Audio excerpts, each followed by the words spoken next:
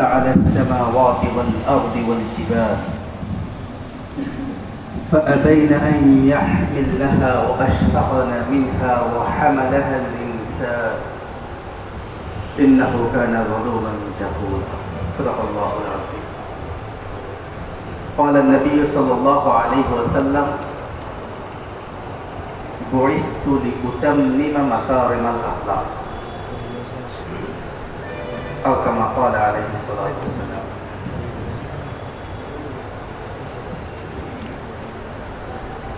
محترم حاملین قرآن، আল্লাহ রাব্বুল আলামিনের অশেষ মেহেরবানি যে আল্লাহ রাব্বুল আলামিন আমাদেরকে কোরআন মাজিদের খেদমতে নিয়োজিত রেখেছেন এবং সেই কোরআনকে আতফাদুল মুসলিমিনের মাঝে কিভাবে বিতরণ করা যায় কত সহজ এবং সুন্দরভাবে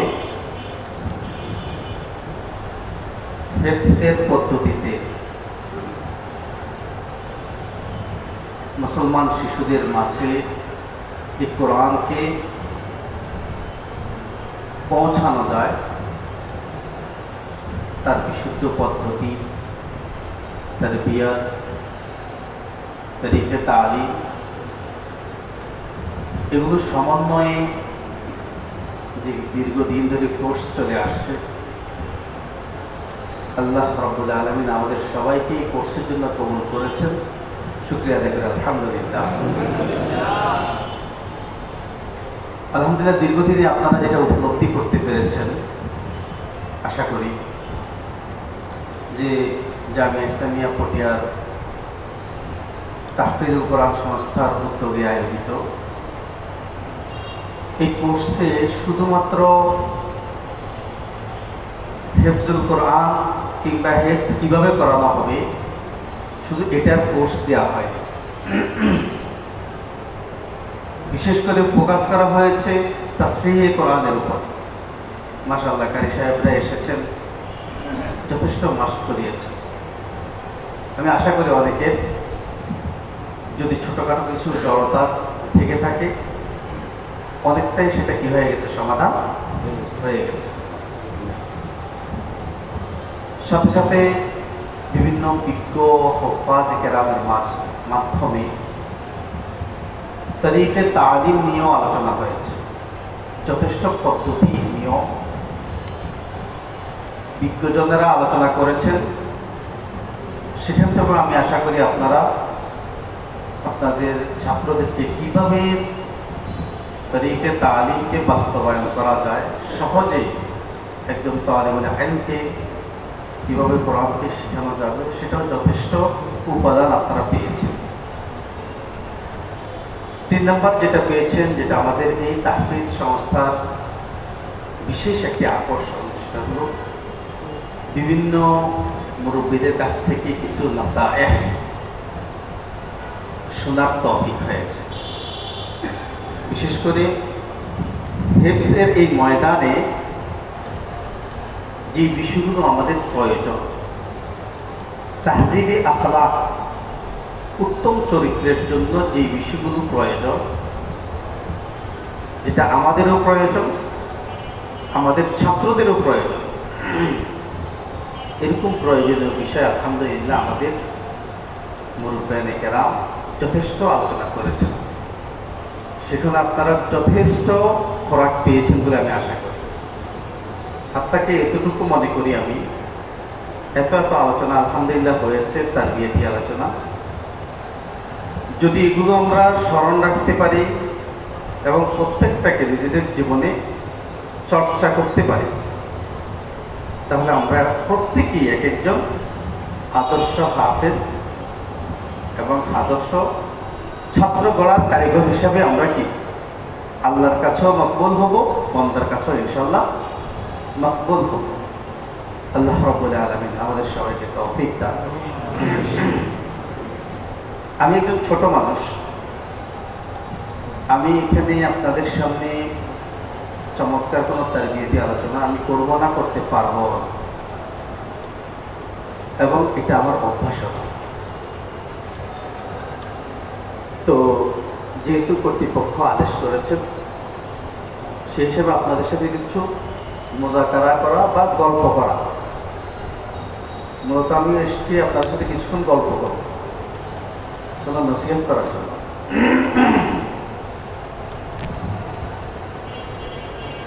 আল্লাহ রাব্বুল আলামিন আমাদেরকে যে দায়িত্ব দিয়ে পাঠিয়েছেন,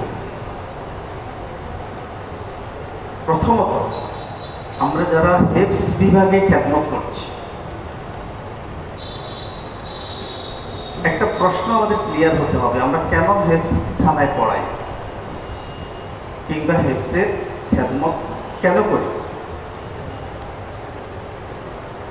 জগতে যে যা কিছু করে, কেউ নুরানিতে পড়াচ্ছেন, কেউ হেফজখানা পড়াচ্ছেন, কেউ কিতাব বিভাগে পড়াচ্ছেন, কেউ হয়তো কোনো তাখাসসুসের জিম্মাদারি পালন করছেন। সবার জাহিরি একটা মাকসাদ হলো, যেহেতু আমি মানুষ, আমার একটা জীবিকা নির্বাহের একটা ব্যবস্থা প্রয়োজন, যেই ডিপার্টমেন্টে আমি ফিট সেই ডিপার্টমেন্টে গিয়ে কিছু কাজ করব, আমার জীবিকা নির্বাহের একটু ব্যবস্থা হবে, পরিবার ভালো চলবে, আমিও চলবো, যেহেতু আমি একজন মানুষ, আমাকে খেতে হবে। এই মাকসাদটা হলো ব্যাপক। আমরা সকলে এই মাকসাদের উপর আছি এবং এটাকে অস্বীকার করাও যাবে না। এটা এমন একটি বাস্তব, যে বাস্তবকে অস্বীকার করা যায়।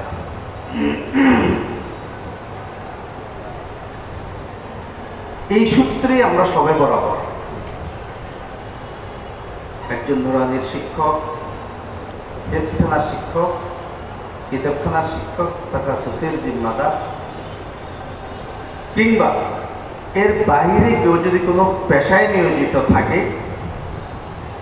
চাই সেটা ব্যবসা হোক, চাই সেটা অন্য কোনো চাকরি হোক, সবগুলো এই সূত্রে, এই মাকসাদে সবাই বরাবর।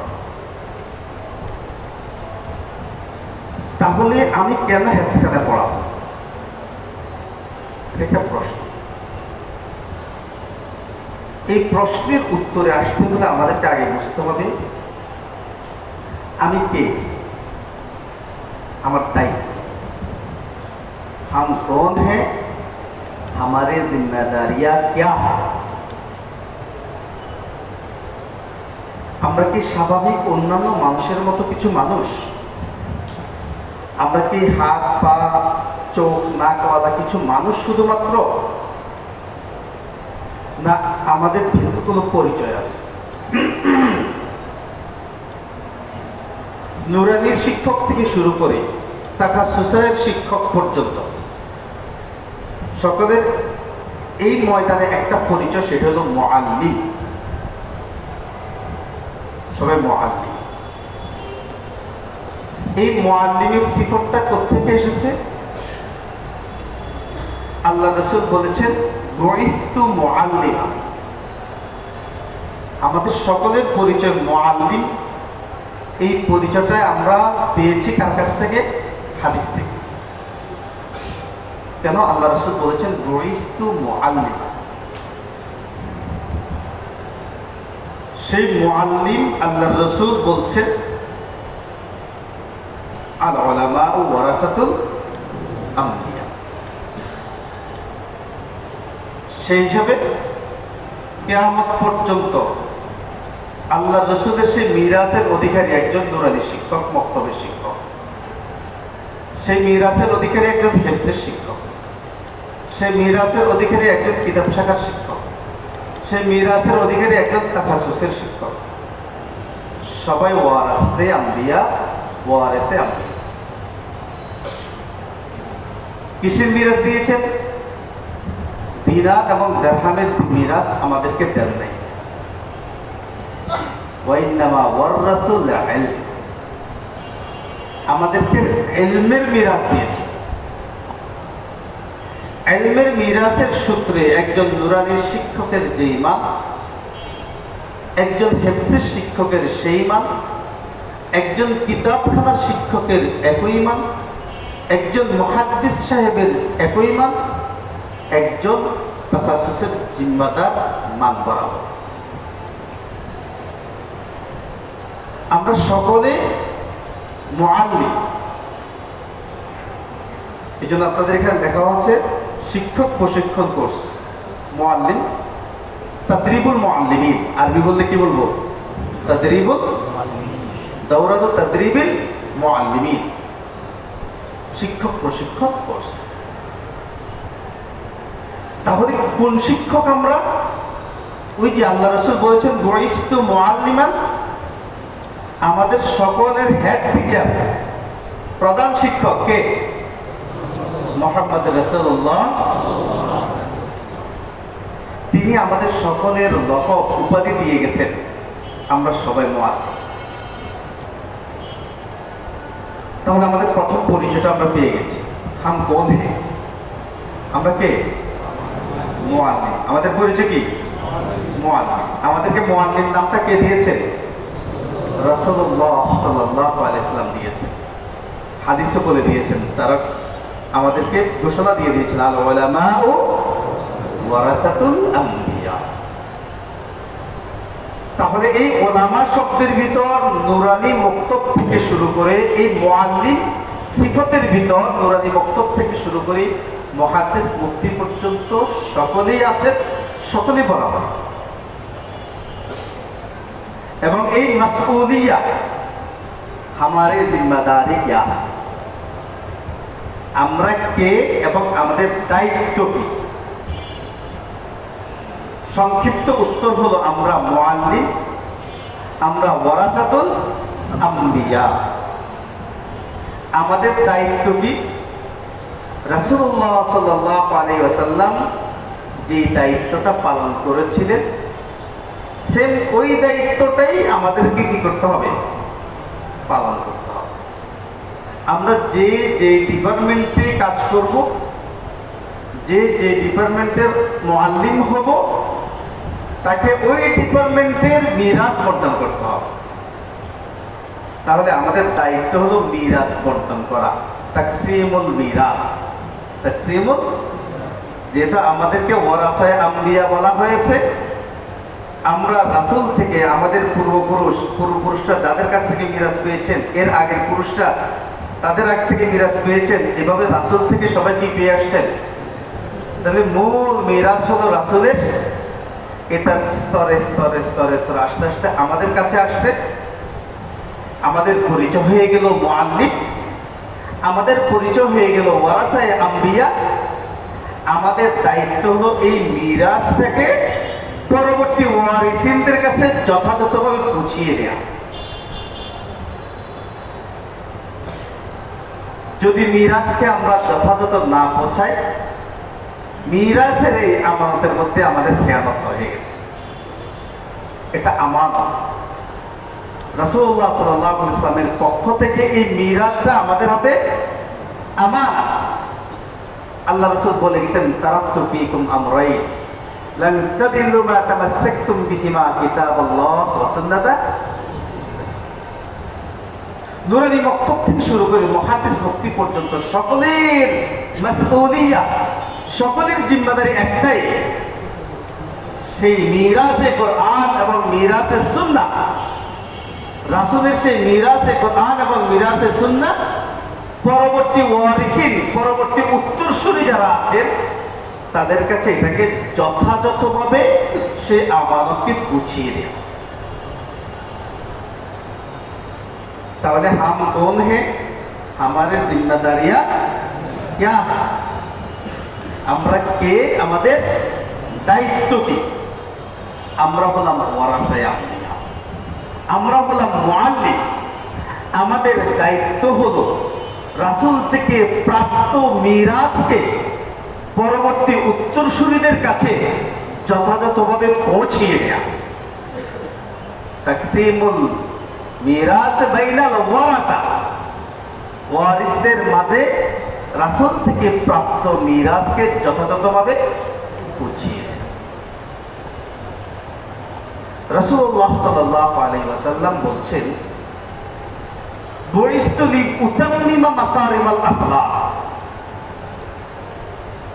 আমি মুআল্লিম, বুইস্তু মুআল্লিমান, বুইস্তু লিউতাম্মিমা মাকারিমাল আখলাক, দুটি হাদিস। বুইস্তু মুআল্লিমানের অর্থ হলো আমি শিক্ষক হিসেবে প্রেরিত হয়েছি। কি শিক্ষা দিয়েছি? বুইস্তু লিউতাম্মিমা মাকারিমাল আখলাক, উত্তম আদর্শকে পূর্ণতায় পৌঁছানোর জন্য আমি প্রেরিত হয়েছি। উত্তম আদর্শকে পূর্ণতায় পৌঁছানোর জন্য প্রেরিত হয়েছে। তাহলে রাসূল এমন শিক্ষা দিয়েছে যে শিক্ষার মাধ্যমে মানুষকে উত্তম আদর্শ শিক্ষা দিয়েছে। এটার গ্যারান্টি স্বরূপ আল্লাহ তাআলা আয়াত নাযিল করে দিয়েছেন, লাকাদ কানা লাকুম ফি রাসূলিল্লাহি উসওয়াতুন হাসানাহ। রাসূলের মাঝেই তোমাদের জন্য কি আছে? উত্তম আদর্শ আছে। হযরত আয়েশা রাদিয়াল্লাহু তাআলা আনহাকে জিজ্ঞেস করা হয়েছে, রাসূলের উত্তম আদর্শ কি? উত্তর দিয়েছেন, খুলুকুহুল কুরআন। গোটা কোরআনটাই রাসূলের আদর্শ। তাহলে রাসূলের আদর্শ অনুসরণ করতে হলে গোটা কোরআনকে আমাদের কি করতে হবে? অনুসরণ করতে হবে। এই গোটা কোরআনের মাধ্যমে আল্লাহর রাসূল উত্তম আদর্শ শিখিয়েছেন। রাসূলের গোটা সুন্নাহর মাধ্যমে উত্তম আদর্শ শিখিয়েছেন। আসেন, আমরা যারা মুআল্লিম আছি, মুআল্লিমদের সেক্টর বিষয় ভিত্তিক তালিমের সিলেবাস ভিন্ন। নুরানি মক্তব এটা একটা সেক্টর, আল্লাহর রাসূলের পক্ষ থেকে মুআল্লিম এদের তালিমের সিলেবাস একটা। হেফজের যারা মুআল্লিম আছেন তাদের তালিমের সিলেবাস আরেকটা। কিতাব শাখার যারা মুআল্লিম আছেন তাদের তালিমের সিলেবাস আরেকটা। হাদিস যারা পড়াচ্ছেন তাদের তালিমের সিলেবাস আরেকটা। যারা বিভিন্ন তাখাসসুস পড়াচ্ছেন তাদের সিলেবাস ভিন্ন। প্রত্যেকে তার বিভাগের সিলেবাস দিয়ে কি করবে? অবশ্যই তালিম দিবে। বাকি সিলেবাসগুলো আমাদের সাজানো হলো আলা যাওকিল কুরআন ওয়াস সুন্নাহ। রাসূল যে শিক্ষা সিলেবাস আমাদেরকে দিয়ে গেছেন, রাসূল শিক্ষা দিয়েছেন, শিক্ষা সিলেবাসও আমাদেরকে দিয়ে গেছেন। আমাদেরকে মুআল্লিম বানিয়েছেন, তরিকে তালিমের শিক্ষা সিলেবাসও দিয়েছেন। তারাক্তু ফীকুম আমরাইন লান তাদিল্লু মা তামাসসাকতুম বিহিমা কিতাবাল্লাহ ওয়া সুন্নাত রাসূল। আল্লাহর রাসূল আমাদেরকে শিক্ষা সিলেবাস দিয়েছেন। আলহামদুলিল্লাহ, নুরানি মক্তব থেকে শুরু করি একেবারে তাফাসসুস পর্যন্ত প্রত্যেকের শিক্ষা সিলেবাস দুইটাই, কোরআন এবং তরিকে তালিম ভিন্ন। শুধুমাত্র তরিকে তালিম, মক্তবে একরকম তরিকে তালিম, বাকি মাকসাদ হলো কোরআন এবং সুন্নাহ। হেফজ বিভাগে ভিন্ন তরিকে তালিম, কিন্তু মাকসাদ সেই কোরআন। কিতাব বিভাগে যাবে, সেখানেও ভিন্ন তরিকে তালিম, মাকসাদ কোরআন এবং হাদিসকে বোঝা এবং তাশরীহুদ্দীন, কোরআন হাদিসকে বিশ্লেষণ করা। মুহাদ্দিস এনার তরিকে তালিম ভিন্ন, উনি তাওদীউল হাদিস বাইনাল মুসলিমিন, সেই কাজটি উনি কি করবেন। এইভাবে প্রত্যেকের তরিকে তালিম ভিন্ন হতে পারে, কিন্তু শিক্ষা সিলেবাস মৌলিক দুইটা। তারাক্তু ফীকুম আমরাইন লান তাদিল্লু মা তামাসসাকতুম বিহি। যতগুলো সেক্টরে আমরা মুআল্লিম উস্তাদের পক্ষ থেকে, উস্তাদে আলার পক্ষ থেকে, মুহাম্মদ রাসূলুল্লাহ সাল্লাল্লাহু আলাইহি ওয়াসাল্লামের পক্ষ থেকে আমরা মুআল্লিম ঘোষিত হয়েছি, আমাদের তরিকে তালিম ভিন্ন হতে পারে, কিন্তু সাবজেক্ট আমাদের নির্ধারিত এবং আমাদের পাঠ্যক্রম নির্ধারিত, শিক্ষা সিলেবাসও নির্ধারিত। সেটা হলো কোরআন এবং সুন্নাহ।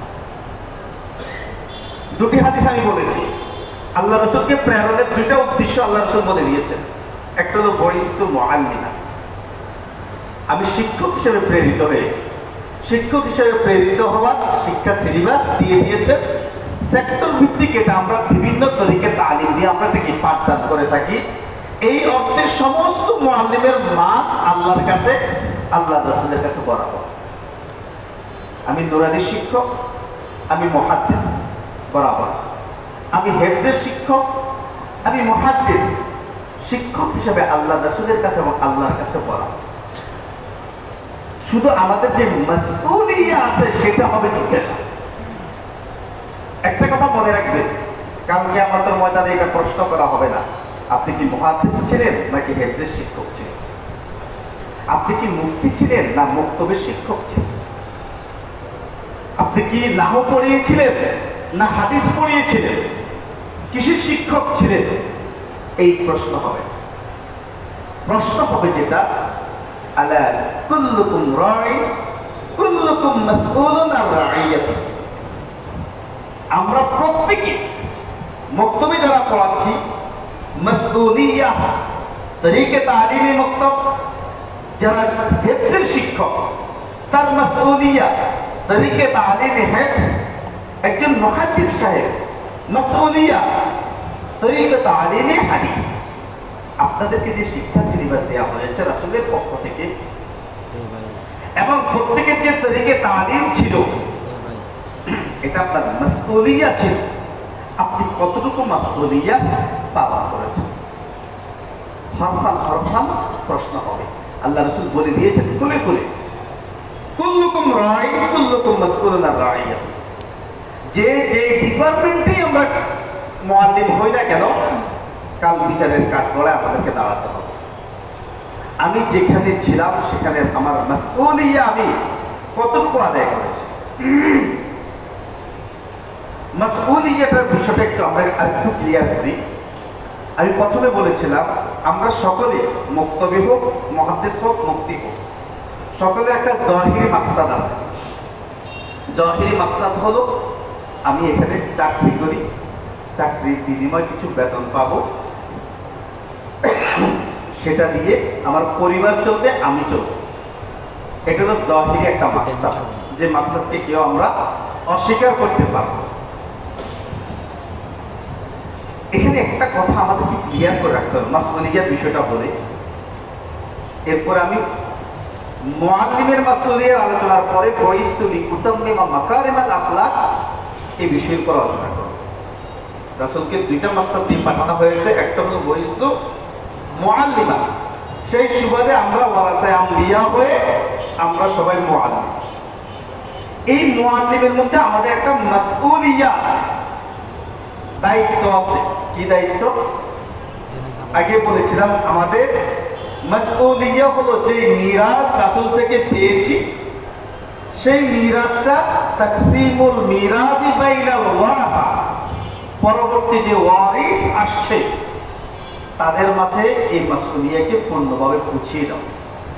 মক্তবালায় মক্তবের মাসউলিয়া বসেছেন, যিনি সেই নুরানি মক্তবের মাসউলিয়াকে পরবর্তী ওয়ারিসদের কাছে পৌঁছানো তার দায়িত্ব। একজন হেফজের শিক্ষক তিনি তাহফিজুল কোরআনের মাসউলিয়া নিয়ে বসেছেন, তার দায়িত্ব হলো পরবর্তী ওয়ারিসদের কাছে এই মিরাসে তাহফিজুল কোরআন, পবিত্র কোরআনের হেফজের মিরাসটাকে পরবর্তীতে পৌঁছানো। এইভাবে প্রতিটি সেক্টর আপনি হিসাব করে দেখেন। রাসূল শিক্ষা দিয়েছেন সাহাবায়ে কেরামদের, হুফাজ সাহাবায়ে কেরাম ছিল, সে হুফাজ সাহাবায়ে কেরাম শিক্ষা দিয়ে আরো একটা হুফাজ তৈরি করেছেন। তাবিঈনদের মধ্যে লক্ষ লক্ষ হুফাজ ছিল। হুফাজ তাবিঈনরা পরবর্তী ওয়ারিসদের মাঝে সেই হেফজের মিরাসকে বন্টন করেছেন। তবে তাবিঈনদের মধ্যে কোটি কোটি কি হইতে শুরু করেছে, হুফাজ শুরু করেছে। আস্তে আস্তে আপনি আমি হেফজ করেছি, সেই মিরাস আমাদের কাছে এসে গেছে। ঠিক রাসূল, সাহাবা, তাবিঈন যে মাসউলিয়া পালন করেছে, আজকে আপনারা সেই মাসউলিয়ার জায়গায় বসে আছেন। তাহলে আমরা কি আমাদেরকে চিনতে পেরেছি আমাদের মাকামটা কোথায়? সেই রাসূল যেরকম মুআল্লিম ছিলেন, সেই মুআল্লিমের আসনে আপনাকে বসানো হয়েছে। রাসূল যে মুআল্লিমে তাহফিজুল কোরআন ছিলেন, সাহাবায়ে কেরাম যেরকম মুআল্লিমে তাহফিজুল কোরআন ছিলেন, তাবেঈন তাবেঈন যেরকম তাহফিজুল কোরআন কারীমের মুআল্লিম ছিলেন, আজকে আপনি আমি সেই জায়গায় বসে গেছি। আমরা সেই জায়গায়, তাহলে আল্লাহ কাকে পরকালে কি মাকাম দিবেন এটা আল্লাহু আ'লাম। বাকি জাহেরান রাসূল যেই দায়িত্ব পালন করেছেন সে দায়িত্বে আমরা বসেছি। তাহলে আমাদের মাকামটা কি, আমরা আমাদেরকে আগে চিনার চেষ্টা করি। সে আমাদের মাসউলিয়া হলো ঠিক ধারাবাহিক। আপনি মনে করছেন যে হুজুর আমি যে হেফজ পড়াচ্ছি আমার তো সনদ জানা নাই, হাদিসে দাওরা হাদিস বলেছেন সনদ জানা আছে, আনফুলান আনফুলান আনফুলান আনি নবী সাল্লাল্লাহু। আচ্ছা, আপনাদের এই তাহফিজুল কোরআন কি আসলে সনদ নাই? অবশ্যই আছে, হয়তো কেউ লিখে রাখে নেই। আপনি একজনের কাছে করেছেন, তিনি আরেকজনের কাছে করেছেন, তিনি আরেকজনের কাছে করেছেন, তিনি আরেকজনের কাছে করেছেন, এভাবে। আর রাসূলুল্লাহ সাল্লাল্লাহু আলাইহি ওয়াসাল্লাম আন জিবরাইল আনিল্লাহ সুবহানাহু ওয়া তাআলা, সনদ আছে কিনা?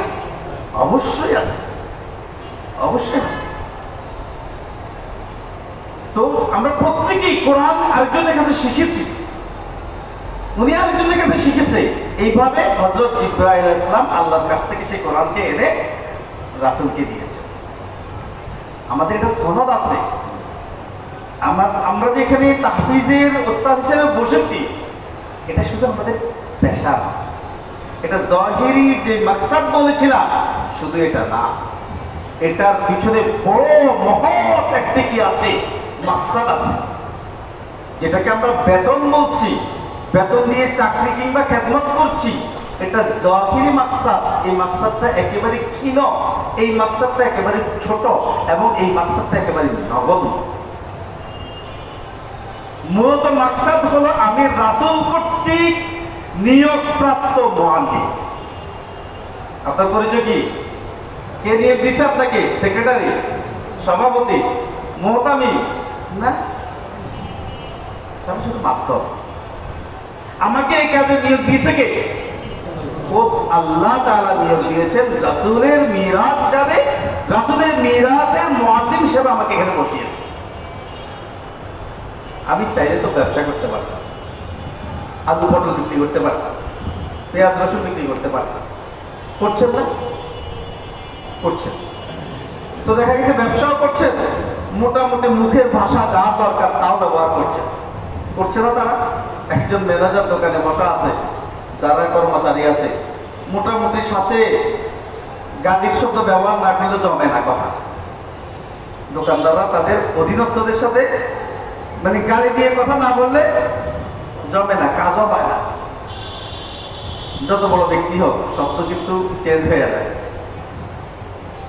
আল্লাহর বড় শুকরিয়া, এমন মানসাবে আপনি বসেছেন, এটা বসেন নাই, আল্লাহ বসাইছে আপনাকে। এটা আল্লাহর পক্ষ থেকে আপনি নিয়োগপ্রাপ্ত। আল্লাহ যেরকম নবী রাসূলকে চয়ন করেছেন, কোরআনে বলেছেন যে ইস্তাফা, নবী রাসূল থেকে কি করেছেন? মানুষের মধ্য থেকে নিষ্পাপ নবী রাসূলকে চয়ন করেছেন রিসালাতের দায়িত্ব পালন করার জন্য। সেই রিসালাত, নবুয়ত তো কোরআন। সেই রিসালা কি? কোরআন না। সেই নবুয়ত কি? কোরআন। আপনাকেও আল্লাহ তাআলা নির্বাচন করেছে।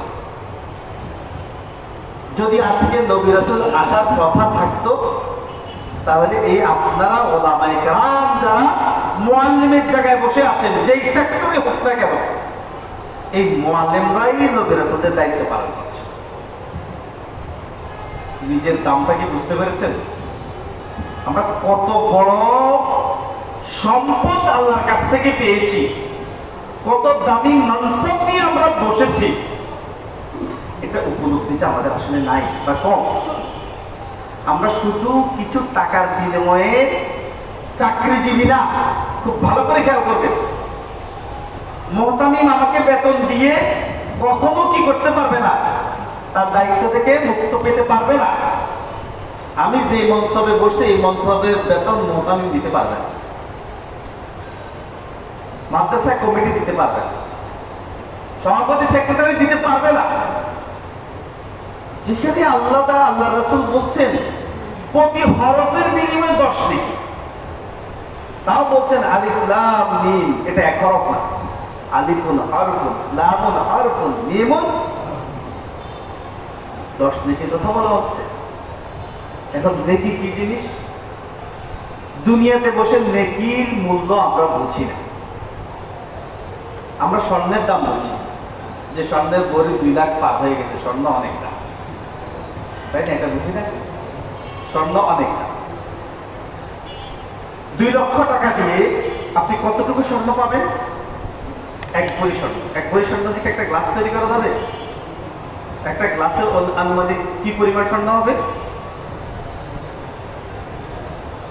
10-12 ভরি থেকে বেশি হবে।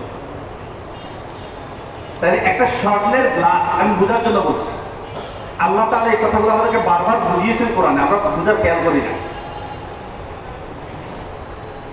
একটা স্বর্ণের গ্লাস এটা তৈরি করতে যদি 10 ভরি 20 ভরি স্বর্ণ লাগে, 10 ভরি হইলে এটার দাম কত হবে? 20 লক্ষ টাকা। 20 ভরি হইলে একটা গ্লাসের দাম 40 লক্ষ টাকা।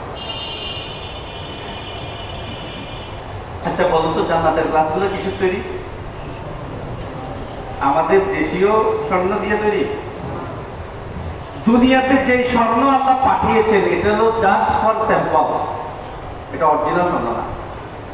দুনিয়ার স্বর্ণ যদি সর্বোচ্চ 24 ক্যারেটের হয়ে থাকে, জান্নাতের স্বর্ণ 24-এ কয়েক গুণ দিতে হবে। জান্নাতের নাজ নেয়ামতের স্যাম্পল পাঠিয়েছেন দুনিয়াতে, অরিজিনালটা পাঠান নাই, ফটোকপি বলা যায়। সেই ফটোকপি স্বর্ণের দাম যদি এত হয়, 24 ক্যারেটের স্বর্ণের দাম যদি এত হয়, কোরআনে এভেলেবেল বলছে জান্নাতের গ্লাস, জান্নাতের ব্যবহারীয় কিছু কি হবে? লুকলু ওয়াল মারজান। লুকলু মারজান দুনিয়াতে নেই, এত দামি হীরা মুক্তা দুনিয়াতে নাই। আপনার যে খাট হবে, কোরআন বলছে আপনার খাটটা হবে স্বর্ণের। কত ভরি বলেন তো?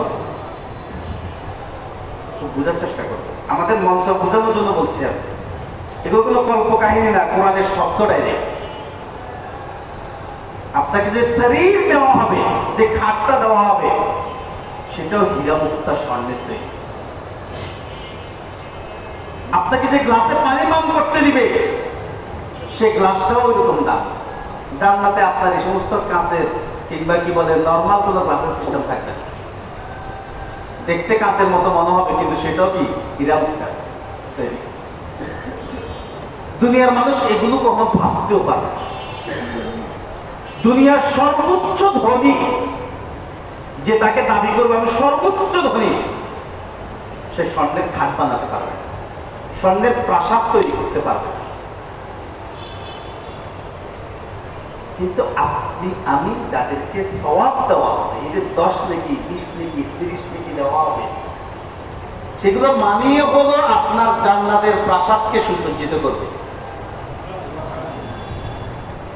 বোঝা আসছে? আমরা যদি দেখতাম 10 নেকির বিনিময়ে আসলে কি দেওয়া হয়, দুনিয়ার সব কাজ বাদ দিয়ে, খাওয়া দাওয়া বাদ দিয়ে, যেখান দিয়ে সওয়াব পাওয়া যায় শুধু সেটা দিয়ে ব্যস্ত থাকে। এখন আমরা তো মনে করছি 10 নেকি, কই 10 নেকি দেখি না, কি হবে এটা দিয়ে?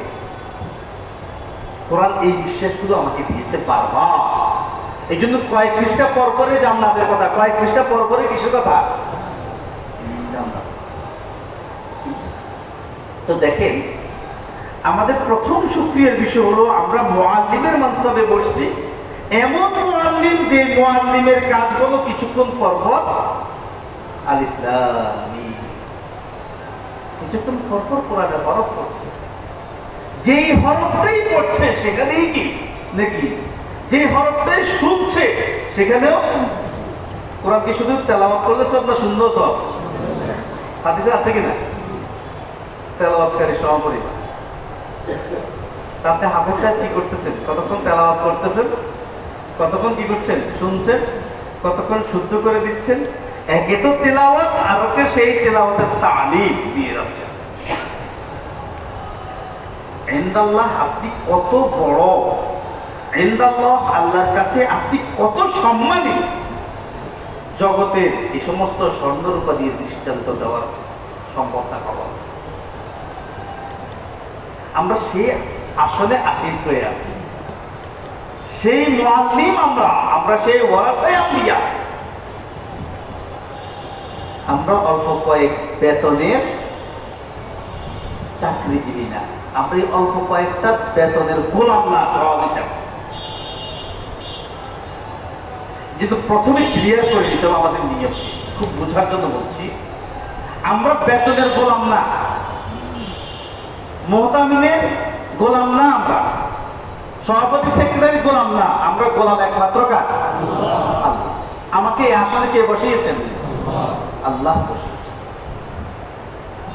আমি কত বড় ব্যক্তি আগে আমাকে চিনতে হবে। একটা হলো আত্ম অহংকার, আর হলো আত্মপরিচয়। আত্ম অহংকার নিষেধ, আত্ম অহংকার নিষেধ, এটা খারাপ জিনিস। কিন্তু আত্মপরিচয় এটা লাজেম। আপনি যদি আপনাকে না চেনেন, আপনি আপনাকে যথাস্থানে সেট করতে পারবেন না। আপনি যদি মনে করেন আমার হাত পাওয়াল, আমি একটা মানুষ, তাহলে বিভিন্ন মানুষ যেখানে সেটিং হয় আপনি আপনাকে সেখানে সেটিং করে ফেলবেন, ভুল জায়গায় সেটিং করে ফেলবেন আপনি আপনাকে।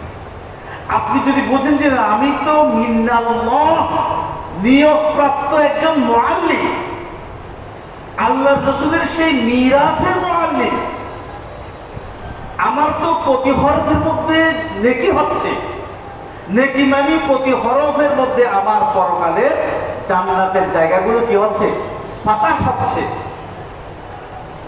সাথে সাথে ইন্নাল হাসানাত ইউযহিবনা সাইয়্যাত, দুনিয়াতে বাস করে হিসাবে অনেক গুনাহ হয়ে যায়, যখনই তেলাওয়াতে বসে যাই বা ইন্নাল হাসানাত ইউযহিবনা সাইয়্যাত, আমার গুনাহ কাটা হয়ে যাচ্ছে, জান্নাতের রাস্তা প্রসারিত হচ্ছে।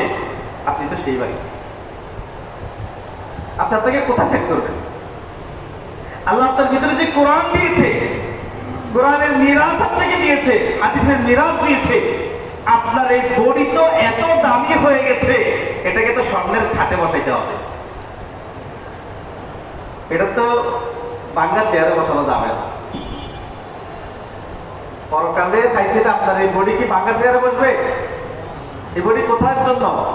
স্বর্ণের খাট। দুনিয়ার মানুষ আমাকে স্বর্ণের খাট দিতে পারবে না, দরকারও নেই। আর দুনিয়া সিজনুল মুমিন ওয়া জান্নাতুল কাফির, কাফেররা দুনিয়াতে কি বসবে? দামি দামি চেয়ারে বসবে, দামি দামি খাটে বসবে। বসো, আমার এটার প্রতি কোনো চাহিদা নাই, প্রয়োজনও নেই, কোনো মানসাবের দরকার নেই। হেফজখানায় গিয়ে হেফজখানার প্রধান শিক্ষক হওয়ার দরকার নেই। প্রধান শিক্ষককে হরফ একটা বেশি পড়াবে, প্রধান শিক্ষককে কি 10 নাকি বেশি পাবে? তো কি দরকার আমার প্রধান শিক্ষকের? আমি তো আল্লাহর পক্ষ থেকে দায়িত্ব যেটা নিয়ে আসছি, যে নেয়ামত নিয়ে আসছে, এটা তো আমার বুকে আছে, আমি মাসুলিয়া আদায় করব। আমার তো সব জমা হইতেছে, কোনো দ্বন্দ্ব থাকবে? আমরা যে আমাদেরকে চিনে ফেলি, খুব ভালো করে বোঝেন আমি কে, আমার দায়িত্ব কি, हम कौन है, हमारे जिम्मेदारियां क्या है। এটা যদি আমরা বুঝি ফেলি, জগতের সকল দ্বন্দ্ব শেষ। আজকে আমরা যে পরস্পর ছোটখাটো দ্বন্দ্ব করি, নুরানিতেও দ্বন্দ্ব আছে, হেফজখানাতেও আছে, কিতাব শাখাতেও আছে, হাদিস খানাতেও আছে, ফিকাহ খানাতেও আছে, ছোটখাটো কিছু দ্বন্দ্ব আমাদের দুনিয়াবি বিষয় নিয়ে, দুনিয়াবি চেয়ার, ভাঙ্গাচোরা চেয়ার এগুলো দিয়ে কিছুটা দ্বন্দ্ব আমরা করে ফেলি। এটা আমাদের আসলে একেবারেই বুঝের ভুলের কাজ না, এটার সাথে আমার কোনো সম্পর্ক নেই। এগুলো একটাও আমার মসজিদে না, আমাকে পরকালে একটাও জিজ্ঞেস করবে না, বরং সেগুলো দুনিয়াবি, ওই যে বললাম ছোট্ট একটা মাকসাদ, সেই মাকসাদের পিছনে হবে। এটা তো আল্লাহ রাসূল বলেছে, আর দুনিয়া জিফা অতলিবুহা কেলা, দুনিয়ার এই সমস্ত মান আছে, দুনিয়ার এই সমস্ত বিষয়, দুনিয়ার এই সমস্ত চেয়ার, প্রধান শিক্ষক হওয়া, প্রধান এটা হওয়া, সেটা হওয়া, এত কিছু পাওয়া, এগুলো সব দুনিয়া। এটাকে বলেছেন জিফা, আর দুনিয়া জিফা, এটা হলো নাপা। ওয়াকালিবুহা কিলাব, এই নাপাকের পিছনে পড়ে হলো কার স্বভাব? কুকুরের স্বভাব। আল্লাহ ইয়াজুবিল্লাহ, এটা আল্লাহ রাসূল পারে। আমরা কেন এটার পিছনে পড়বো? আমরা কত দামি! আমার ভিতরে কোরআন ঢোকার সাথে সাথে আমার মাথা থেকে পা পর্যন্ত পুরাটা এত দামি হয়ে গেছে, এটাকে সাধারণ জায়গাতে রাখার মতো কোনো ব্যবস্থা নেই। এটা স্বর্ণের খাটে রাখতে হবে। কিন্তু দুনিয়াতে আল্লাহ স্বর্ণের খাট দেন নাই, প্রস্তুত করে রাখছেন। বিভিন্ন হাদিসে আছে, বিভিন্ন ওলামা কেরাম বয়ান করেন যে ফেরেশতারা জান্নাতের মধ্যে কি করে? শুধু পরিষ্কার করে জান্নাতের মেহমানের জন্য। এগুলো কল্পকাহিনী না, বাস্তব। আপনি আমি কোরআন শেখার কারণে আমাদের এই বড়ি এত দামি, এটাকে রাখার জন্য আপনি যতদিন জান্নাতে যাবেন না ততদিন পর্যন্ত আপনার জন্য এটা সুসজ্জিত করছে ফেরেশতারা। আমাদের পটিয়া মাদ্রাসায় যদি বলে যে প্রধানমন্ত্রী আসবে, তখন কি করে? 2 দিন আগ থেকে সফাই শুরু হয় না? মসজিদে তো দেখবো তারা লেখামা থেকে ঘোষণা করে সফাই করতে হবে, তালিমাত থেকে ঘোষণা সফাই করতে হবে, শেষ পর্যন্ত মোতায়েন সাহেবও দাঁড়িয়ে যান, সফাই করতে হবে। কেন? একজন ব্যক্তি আসবে। আচ্ছা, আমরা সফাই করলে কতটুকু সফাই করবো? কি সফাই করবো? যত সফাই করে এরপর ড্রেনের গন্ধ আসে। কারণ হলো দুনিয়ার মানুষের জন্য দুনিয়ার মানুষের সফাই করবে, এটা গন্ধ থেকে দূর হবে না। আপনার আমার জন্য যেটা সাফাই করে সেটা হলো স্বর্ণের প্রাসাদ সাফাই করে, ঘষা দিলে চিকচিক করে জ্বলে ওঠে। আপনি হাফেজে কোরআনের জন্য প্রতি আয়াত পড়ে পড়ে যে সওয়াবগুলো কামিয়েছেন, যে আপনি প্রাসাদ তৈরি করেছেন এখানে বসে বসে, আল্লাহ ফেরেশতাদের বিশাল কাফেলা নিয়োজিত করে দিয়েছেন। তাদের কাজ একটাই, আপনি হাফেজে কোরআনের জন্য ওটাকে শুধু মুছে মুছে ঝকঝক করে পরিষ্কার করে রাখা, যাতে যেদিন আপনার আগমন হবে সেদিন কোনো ধুলাবালি বা কিছুই দেখা না যায়, সব চকচক করে জ্বলে। দুনিয়ার কোনো বাদশাকে দুনিয়ার সকল সম্পদ দিয়েও সেই সম্পদটা দিতে পারবে না। আপনি আমাকে যে সম্পদটা ফেরেশতারা হৌরকেল মানরা আমাদেরকে যে সম্পদটা দিবেন, জগতে কেউ সেই সম্পদটা দিতে পারবে না। দুনিয়ার মধ্যে আমরা মাঝে মাঝে দেখি বিভিন্ন বড় বড় রাষ্ট্রের প্রেসিডেন্টরা আসলে বিভিন্ন নর্তকী দিয়ে কি করে সম্পদটা দেয়, নায়ক গায়ক এগুলোকে দেয় না? এগুলো তো নর্তকী, এগুলো তো অপবিত্র, এগুলো তো নাপাক। আপনি আমি এত দামি আল্লাহর কাছে, এই কোরআনের কারণে আমরা এত দামি যে আমাদের জন্য এরকম প্রাসাদ এবং এরকম ইস্তেকবাল এবং সম্বর্ধনার ব্যবস্থা রেখেছেন পৃথিবীবাসী কখনো দেখে নেই। প্রত্যেক মুমিনের জন্য, প্রত্যেক জান্নাতের জন্য হৌরকেল মান দ্বারা সম্বর্ধনা দিয়ে আপনাকে আমাকে বেহেশতে নেওয়া হবে। দেখেন, পবিত্র কোরআন বারবার জান্নাতের সুসংবাদগুলো এই জন্য বলেছে আমরা যাতে মূল উদ্দেশ্য ভুলে না যাই। আমরা দুনিয়ার ছোট্ট মাকসাদ, যেটা আমি বারবার বলেছি, এই ছোট্ট মাকসাদের পিছনে পড়ে আমরা যাতে আমাদের মহা মাকসাদ যেটা আছে সেটাকে যাতে আমরা নষ্ট করি। জন্য হাম কোন হে আমারে জিম্মেদারিয়া কিয়া, আমরা আমাদেরকে চিনি। প্রত্যেক হাফেজে কোরআন, প্রত্যেক হাফেজ শিক্ষক মুআল্লিম আগে আমি আমাকে চিনি ফেলি, তারপর আমি মাঠে যাই। তাহলে বলুন, এই যে ছোটখাটো একটা বেতন আমাকে দিচ্ছে, এটা কি আমার যে মর্তবা এটার সাথে কখনো যোগ বিয়োগ মিলবে? আমাকে কোটি টাকা বেতন দিলেও কি হবে? আমার একটা আয়াতের বিনিময় হবে না। একটা আয়াত শিখানোর বিনিময় আমাকে কোনো প্রিন্সিপাল, কোনো কি বলে মহতামি আমাকে দিতে পারবে না। যেহেতু পারবো না, আমি এটা মহতামির কাছে আশায় কেন করবো? পারবে? সে আমার একদিনের এক আয়াতের বিনিময় দিতে পারবে না পুরো জীবন। তাহলে প্রথম আমরা আমাদের অন্তরকে ক্লিয়ার করে ফেলি। আমরা যে তালিম দিব, আমি নিয়োগপ্রাপ্ত মহতামিমের পক্ষ থেকে না, আমি নিয়োগপ্রাপ্ত সভাপতি সেক্রেটারির পক্ষ থেকে না। এই কাজে নিয়োগ আমাকে স্মরণ কে দিয়েছে? আমি এটার বিনিময় কার কাছ থেকে নিব? এজন্য কোনো মোতামিম পূজা করা, কোনো সেক্রেটারি সভাপতি পূজা করার কোনো প্রয়োজন নেই।